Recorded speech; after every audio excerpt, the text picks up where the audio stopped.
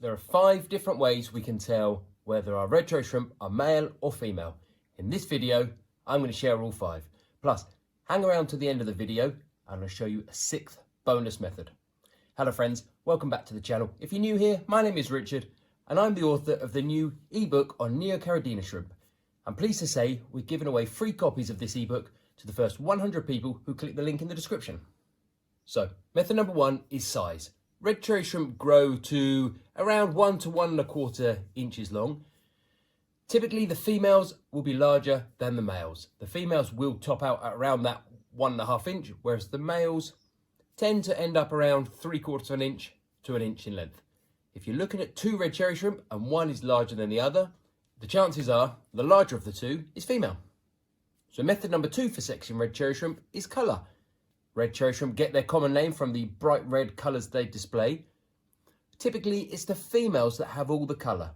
The females, good quality ones, are a deep cherry pink, whereas the males tend to be a far paler red or even clear. If you find yourself looking at a pair of shrimp and one is far redder than the other, again, there's a good chance that the redder of the 2 is the female. As with anything, you do have to be careful. You can get brightly coloured males, you can get poorly coloured females. Colour isn't the perfect indicator, but it's a good guide as to which is male and which is female. So tip number 3 for sexing your red cherry shrimp is, do you see a golden saddle on the back of the shrimp? So when the female shrimp has eggs passing through her body, she essentially develops a gold or yellow saddle running across her back. If you see a red cherry shrimp with a golden saddle, you can be almost certain it's female. If you see one without, it doesn't mean it's male. It could just be a female that doesn't have any eggs passing through her at that point.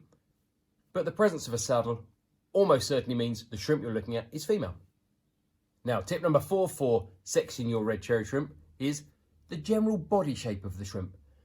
The females tend to be far rounder, far plumper in the body than the males do. Males tend to be fairly slim and slender, whereas the body of the females, if you were to cut one in half, tends to represent more of a D shape. As with many of these methods, body shape isn't a 100% guide as to male or female, but when you include that with size, with colour, and potentially with the presence of a saddle, it's a great indicator whether or not your shrimp are male or female. Method number 5 for sexing your red cherry shrimp is, do you see the presence of eggs underneath the body?